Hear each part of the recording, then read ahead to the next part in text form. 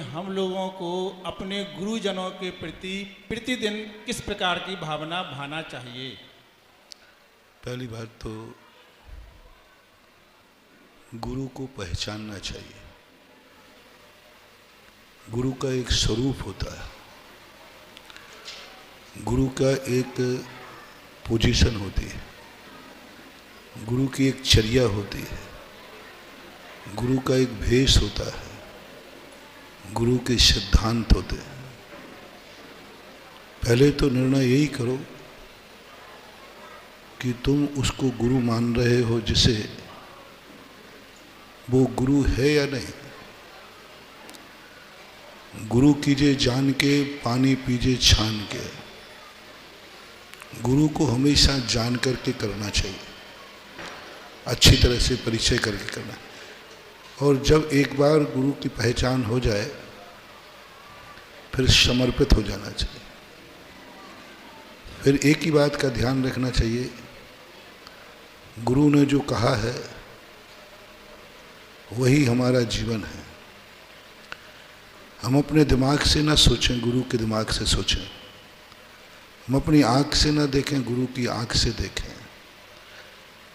हम ऐसा कुछ करें जिसके माध्यम से हमें ऐसा लगे कि इनकी सन्निधि में जब हम आए हैं, जो हम नहीं पा सकते थे वो हम पा गए। संक्षेप में गुरु वह है जिसके सामने हम सब कुछ कह सकें और उसके कहने के बाद फिर कुछ ना कह सकें।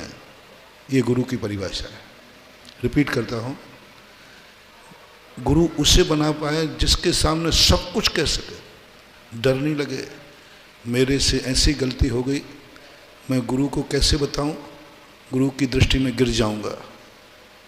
गुरु क्या सोचेंगे? गुरु आशीर्वाद देना बंद कर देंगे। यदि ये भय जिसके प्रति है वो गुरु है ही नहीं तुम्हारा। वो गुरु हो सकता है, तुम्हारा नहीं।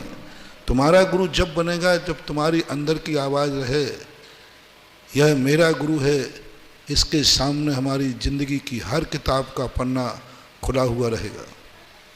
कितना भी बड़ा अपराध हो जाए मैं इससे नहीं छुपाऊंगा, कैसी भी दशा हो जाए मैं इससे नहीं दूर नहीं रहूंगा, सब कुछ कहूंगा।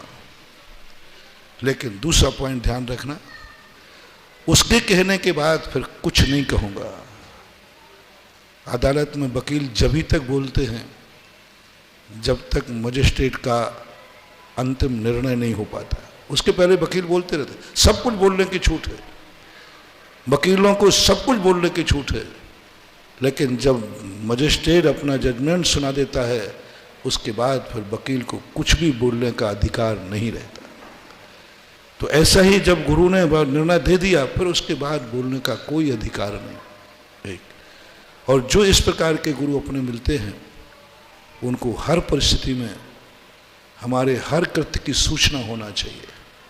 हर कृत्य की वो यहाँ बैठे कह सकते हैं हमारा शिष्य वहाँ इस समय ये कर रहा होगा, और कोई पूछेगा तो वही करता पाया जाएगा। कोई भी कृत्य ऐसा ना हो, कोई भी हमारी ऐसे मन वचन काय की चेष्टा ना हो जो गुरु न जानते। हमारा नेचर, हमारा स्वभाव, हमारी दैनंदिनी हर चर्या गुरु को मालूम रहना चाहिए। हर सूचना उनके पास रहना चाहिए। सूचना जरूरी नहीं कि हम पहुंच के दें, हम मन से सूचना दे सकते हैं। कोई ऐसी स्थिति में तुम फंसे हो जहां तुम्हारा दिमाग काम नहीं कर रहा है, आप आंख बंद करिए और गुरु को सूचना भेजिए। मोबाइल से नहीं, किसी व्यक्ति से नहीं, आंख बंद करके गुरु का स्मरण करके और सूचना दे दीजिए कि मैं इस परिस्थिति में हूँ और मेरे जीवन में यह समस्या है या अच्छा कार्य हो रहा है। आप 5 मिनट बाद पाएंगे कि आपको समस्या का समाधान हो गया। गुरु का यह महत्व होता है,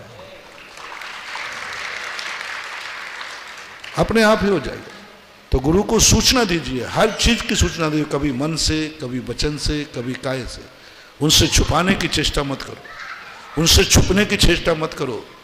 बस उसी का नाम गुरु है और यही गुरु के प्रति व्यवहार होना चाहिए।